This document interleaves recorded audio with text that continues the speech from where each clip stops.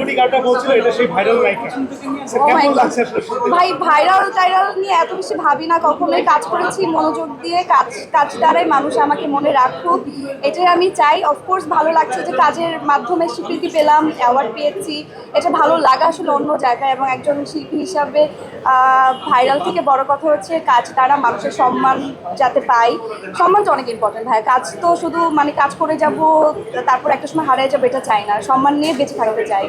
আপু একটা ক্যারেক্টার যখন এস্টাবলিশ হয়ে যায়, মেহেরিন এস্টাবলিশ হয়ে গেছে মানুষের অন্তরে। হ্যাঁ, আজকে সবাই আমাকে মেহেরিন ভাবি বলছিল আসার সময়। এক্স্যাক্টলি। শিয়া বাটার ও ভিটামিনে সমৃদ্ধ লিলি বিউটি সোপ, তারুণ্যময় উজ্জ্বল ত্বকের জন্য।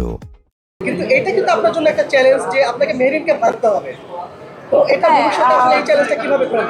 দর্শক মানে এখন যেটা হয়েছে আমার প্রতি এক ধরনের এক্সপেকটেশন তৈরি হয়ে গেছে যে আরও যাতে ভালো কিছু করি। তো এটাও আমার জন্য আসলে একটা চ্যালেঞ্জ যে ভালো করার। বা হ্যাঁ, আমি চেষ্টা করব যাতে দর্শক আমাকে নতুন নতুন চরিত্রে দেখতে পায়। আর আমি চেষ্টা করি আসলে, কিছুদিন আগে পাগলের একটা চরিত্র নিয়ে বেশ আলোচনা হয়েছে। রিসেন্ট আমার আরেকটি কাজ এসেছে যেখানে আমি খুবই কুৎসিত দেখতে একটা মেয়ে ছিলাম, ওটার অনেক প্রশংসা পেয়েছি। বাট আমি চেষ্টা করছি আমার জায়গা থেকে। বাট মেহেরিন আসলে মেহেরিনই, যেটা আসলে আমার মনে হয় না কিছু ক্যারেক্টার আছে যেটাকে আসলে আমি কখনো না বিট করতে চাই না। ওই ক্যারেক্টারটা ওরকমই থাকুক এবং ওই ভালোবাসাটা চাই যে সবসময় যাতে এইভাবেই থাকে। মেহেরিনের ভালোবাসাটা যাতে দর্শকের মাঝে এভাবে থাকে। মেহেরিন ছাড়া এটা আমাদের গল্পের কোন ক্যারেক্টারটা আপনাকে স্পর্শ করেছে আপনার হৃদয়কে, এবং কোনটা আপনাকে বিব্রত করেছে অ্যাজ এ দর্শক হিসেবে বলতে? এটা আসলে বলা খুবই মুশকিল, কারণ সবার জায়গা থেকে এত দারুণ অভিনয় করেছে। যেমন যদি মিঠু আপার কথা বলি, সে দারুণ অভিনেত্রী। তারপর আমার সাথে যে কোয়ার্টিসগুলো ছিল, বাসা ভাইয়া, সাচেদ ভাইয়া, সুনেরা, এভরিওয়ান আসলে সবার জায়গা থেকে বেস্টটা দিয়েছেন বলেই আসলে টিম ওয়ার্কটা এত ভালো হয়েছে। আর টিমটা খুবই মানে একটা অ্যাক্টিভ টিম ছিল এবং রাজ ভাই এত সুন্দরভাবে সব কিছু অর্গানাইজ করেছে। অলরেডি আমি এটা অনেক বলেছি। তো এই তো সবাই আমার খুব পছন্দের ফেভারিট।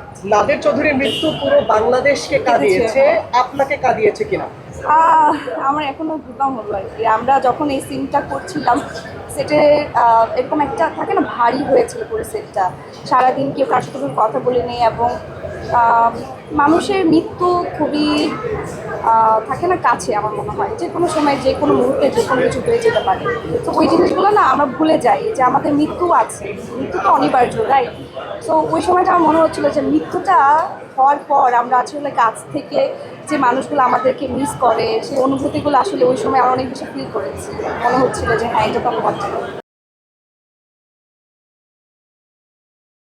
শিয়া বাটার ও ভিটামিনে সমৃদ্ধ লিলি বিউটি সোপ, তারুণ্যময় উজ্জ্বল ত্বকের জন্য।